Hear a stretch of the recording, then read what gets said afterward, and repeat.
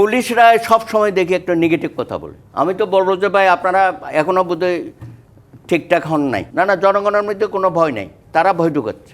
কেউ কিন্তু পেশি শক্তি দিয়ে এই নির্বাচনে জয়লাভ করার মন মানসিকতা নাই। পুলিশ যখন বলছে রাজনৈতিক দলগুলো জয়ের জন্য সর্বশক্তি প্রয়োগ করবে এবং সেখানে পুলিশ নিজেরাই আসলে ভীত, তারা আসলে দায়িত্ব পালনেও ভয় পাচ্ছে, সেই কথাও তারা বলছে। না না, এগুলো কিভাবে সম্ভব?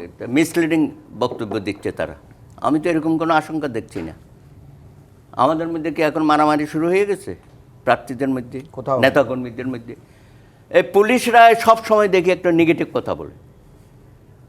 আমি তো বলবো যে ভাই আপনারা এখনো বোধহয় ঠিকঠাক হন নাই। এখন জনগণের অবস্থাটা বুঝেন, তারা কি চায়। এসব কথা বলে আমাদের মধ্যে বিভেদ কেন সৃষ্টি করতেছেন? তার মানে কি আপনাদের ভূত তো এখন আমরা নামাইতে পারি নাই। যেখানে আইনশৃঙ্খলা বাহিনী সর্বোচ্চ পর্যায়ে সেনাবাহিনী থেকে শুরু করে সবাই বলছে এই নির্বাচনকে সফলভাবে ওঠানোর দায়িত্ব আমাদের, আমরা করব। অতীতে করতে পারি না, এবার আমরা করে দেখাবো। আপনি সেখানে থাকেন। এই যে হত্যাকাণ্ডগুলো হচ্ছে, এগুলোর ব্যাপারে কোনো ব্যবস্থা নেন না।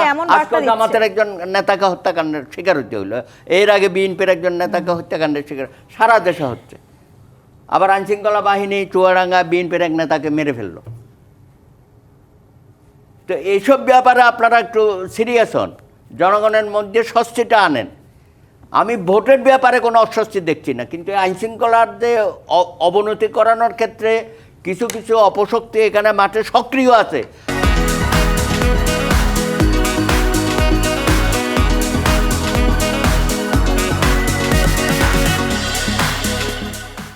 তাদের ব্যাপারে একটা কঠিন মেসেজ দেন যে কাউকে ছাড় দেওয়া হবে না। আর সব কিছু আপনারা ঝুলাই রাখেন কেন?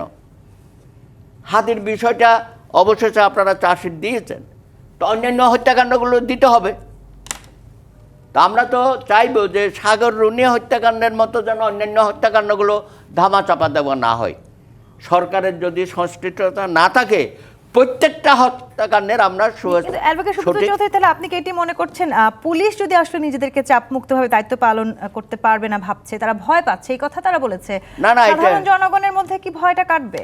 না না, জনগণের মধ্যে কোনো ভয় নেই, তারা ভয় ঢুকাচ্ছে। এটা তাদের দায়িত্ব না। এই ঘটনাটি কেন ঘটছে? তারা নিজেদেরকে সরিয়ে রাখতে চায়। দেশে একটা গোলযোগ সৃষ্টি হোক, বাইরের থেকে অনেকে ষড়যন্ত্র করছে, কেউ কেউ দিল্লিতে বসে করছে, কলকাতায় বসে করছে। এদের সুরে তো একই সুরে গাইতেছে তারা। হ্যাঁ, এখনো পর্যন্ত যারা বলে 12 তারিখে নির্বাচন আদৌ হবে কিনা, হয়তো একই সুর।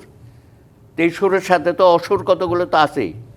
তো বাংলাদেশের এই অসুরকে বধ করতে হবে, সেই দায়িত্বটা তো আইনশৃঙ্খলা বাহিনীর। আপনারা যদি শক্ত হাতে এগুলোকে দমন না করেন, আপনারা কি নির্বাচনটা ঝুলিয়ে দিতে চান? সরকারের ভিতরেও তো সরকার আছে, আমরা বলেছি না?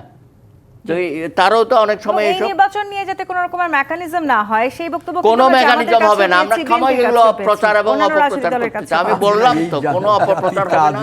আমাদের প্রার্থী যারা আছে দুই পাশে আছে, আরও যারা আছে মাঠে, কেউ কিন্তু পেশি শক্তি দিয়ে এই নির্বাচনে জয়লাভ করার মন মানসিকতা নাই। এটা জানে যে দিন শেষে ক্ষতিটা তারই হবে, তার দলের হবে।